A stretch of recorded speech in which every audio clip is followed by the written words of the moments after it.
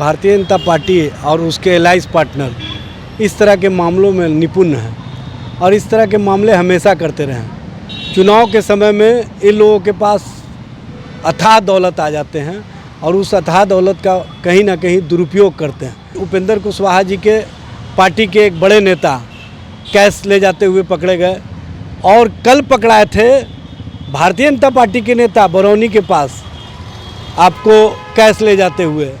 ये लगातार सिलसिला जारी है और इस तरह के कार्य किए जा रहे हैं। बिहार में डबल इंजन की सरकार है और कहीं ना कहीं उन लोगों की बहार है जो जनता और जनता के बीच में हारे और पिटे हुए लोग हैं।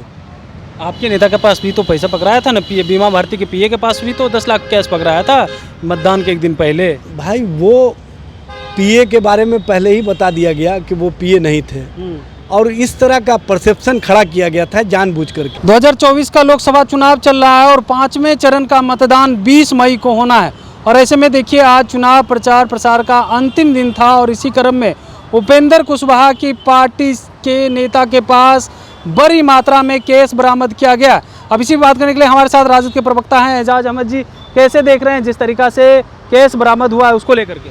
देखिए, भारतीय जनता पार्टी और उसके एलाइज पार्टनर इस तरह के मामलों में निपुण हैं और इस तरह के मामले हमेशा करते रहे हैं। चुनाव के समय में इन लोगों के पास अथाह दौलत आ जाते हैं और उस अथाह दौलत का कहीं ना कहीं दुरुपयोग करते हैं। जनता और जनता के जो मैंडेट है उनके साथ किस तरह का व्यवहार करते हैं ये स्पष्ट रूप से दिखता है।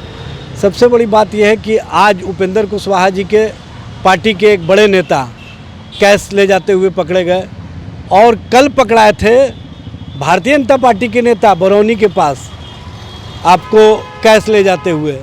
ये लगातार सिलसिला जारी है और इस तरह के कार्य किए जा रहे हैं। बिहार में डबल इंजन की सरकार है और कहीं ना कहीं उन लोगों की बहार है जो जनता और जनता के बीच में हारे और पिटे हुए लोग हैं। आपके नेता के पास भी तो पैसा पकड़ाया था ना, बीमा भारती के पीए के पास भी तो 10 लाख कैश पकड़ाया था मतदान के एक दिन पहले। भाई वो पीए के बारे में पहले ही बता दिया गया कि वो पीए नहीं थे और इस तरह का परसेप्शन खड़ा किया गया था जानबूझ करके। इस तरह की राजनीति जो लोग भारतीय जनता पार्टी या अन्य लोग करते रहे हैं सबका पोल खुल चुका है। जनता उन लोगों को जवाब देने का काम किया वोट के माध्यम से और आप देखेंगे कि आने वाले समय में जो 21 लोकसभा चुनाव बाकी है बिहार का, उसमें जो भारतीय जनता पार्टी और उनके एलाइज हैं कहीं दिखाई नहीं दे रहे हैं। 19 सीटों पर तो वो परास्त हो चुके हैं। जिस तरह से बॉडी लैंग्वेज प्रधानमंत्री जी का, जिस तरह से बॉडी लैंग्वेज मुख्यमंत्री जी का, जिस तरह से बॉडी लैंग्वेज केंद्रीय मंत्रियों का, जिस तरह से बॉडी लैंग्वेज राज्य मंत्रियों का, और सबसे बड़ी बात यह है कि इन लोगों की भाषा, इन लोगों ने भाषाई मर्यादा को खो दिया है। जो संवैधानिक पद पर बैठे हुए व्यक्ति हैं वो भाषाई मर्यादा खो करके जिस तरह का भाषा इस्तेमाल करते हैं, जिस तरह की बातें कह रहे हैं, ये लोकतंत्र और लोकतांत्रिक प्रक्रिया के लिए ठीक नहीं है।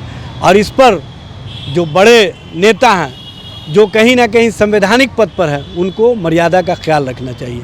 आप कह रहे हैं मर्यादा का ख्याल रखना चाहिए, लेकिन विजय कुमार सिन्हा जो है आपके नेता पर आरोप लगा रहे हैं और कह रहे हैं देश में आप लोग लूट तंत्र जो है वो कायम करना चाह रहे हैं। देखिए, ये बताने की आवश्यकता है क्या कि भारतीय जनता पार्टी किस तरह से भ्रष्टाचारियों को सदाचारी बनाने का काम करती है। प्रधानमंत्री ने किसके संबंध में कहा था कि देश का सबसे करप्ट व्यक्ति है, देश का सबसे बड़ा लुटेरा है, देश का सबसे बड़ा भ्रष्टाचारी है? अजीत पवार के संबंध में, और कहा था इसकी स्थान जेल की सलाखें हैं। लेकिन 5 दिन बाद आपने क्या किया? उनको आप अपने वॉशिंग मशीन में ले गए, उनको भ्रष्टाचारी से सदाचारी बनाए और 72,000 करोड़ के घोटाले के आरोपी सप्लीमेंट्री चार्जशीट में उनके नाम डिलीट किए जा रहे हैं। ये कौन सी नीति है? ये कौन सी राजनीति है? ये स्पष्ट करें विजय सिन्हा जी। जिस तरह की भाषा वो बोलते हैं, सबसे पहले तो उनको प्रधानमंत्री जी ने जो बात कही है उसका जवाब देना चाहिए कि भ्रष्टाचारी को आपने डिप्टी सीएम महाराष्ट्र कैसे बना दिया। आपने हेमंत बिश्व शर्मा जब वो कांग्रेस में थे तो उनके बारे में किन किन शब्दों का अलंकरण करते थे। टीएमसी में जब शुभेंदु अधिकारी थे उनके संबंध में किस किस तरह का भाषा इस्तेमाल करते थे। नारायण राणे जब शिवसेना में थे किस तरह का भाषा इस्तेमाल करते थे। और सबसे बड़ी बात यह है कि जो अशोक चौहान है उसके संबंध में प्रधानमंत्री जी ने कहा था मुझे पहले बार पता चला है कि आदर्श में भी घोटाले होते हैं।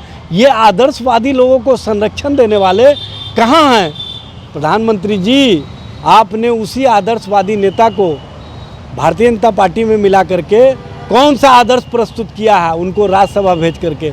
ये तो बताइए विजय सिन्हा जी, स्पष्ट कीजिए कि किस तरह का आदर्श आप भ्रष्टाचार के संबंध में प्रस्तुत कर रहे हैं। जो आपके साथ भ्रष्टाचारी है वो सदाचारी हो जाता है, शिष्टाचारी हो जाता है। जो विपक्ष में आपके खिलाफ मुखर होकर के बोलता है उनको एजेंसियों के माध्यम से बदनाम करो और राजनीतिक हिस्सा दो। यही आपका राजनीतिक सोच रहा और ये राजनीतिक सोच स्पष्ट रूप से दिखता है, ये बताने की आवश्यकता नहीं। क्या लग रहा है उपेंद्र कुशवाहा के पार्टी के जो नेता थे इतनी मात्रा में कैश ले जा रहे थे, जबकि इतनी मात्रा में कैश ले जाना अलाउ नहीं है? क्या करना चाह रहे थे वो? देखिए, सबको पता है कि ये धन वाले लोग जो भारतीय जनता पार्टी के द्वारा संरक्षित होते रहे हैं, और भारतीय जनता पार्टी ने जब नोटबंदी का समय था तो प्रधानमंत्री ने कहा था सभी काले धन को मैं वापस लाऊंगा, और सारे काले धन का इस्तेमाल उन्होंने पूरे देश भर में भाजपा कार्यालयों को खोलने में लगाया।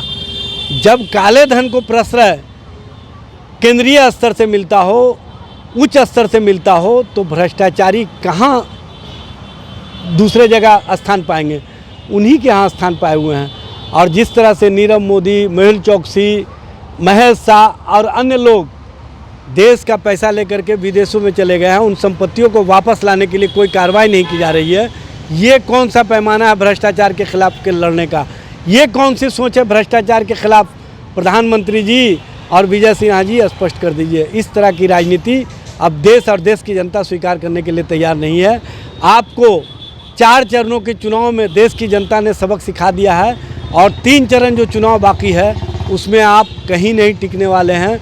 आप देश और देश की राजनीति से पूरी तरह से एलिमिनेट हो जाएंगे, क्योंकि देश की जनता ने मन बना लिया है कि ऐसे लोगों को हम आगे नहीं बढ़ने देंगे जो कहीं ना कहीं समाज के अंदर नफरत पैदा करते हैं, भ्रष्टाचार को सदाचार और शिष्टाचार का रूप देते हैं, समाज के अंदर जिस तरह का वातावरण का निर्माण करते हैं उस वातावरण के खिलाफ लोगों ने पूरी तरह से मन बना लिया है, और उसका कहीं ना कहीं प्रकटीकरण स्पष्ट रूप से दिख रहा है। बिल्कुल।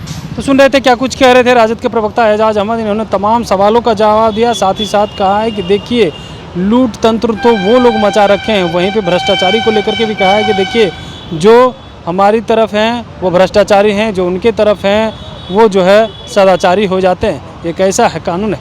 4 चरण का मतदान हो चुका है और 3 चरण का मतदान होना है। इस बार जनता जो है पूरी तरीक़ा से सबक सिखाने का काम करेगी। कमलेश कुमार, लाइव बिहार, पटना। YouTube पर सब्सक्राइब और Facebook पर लाइक ज़रूर करें।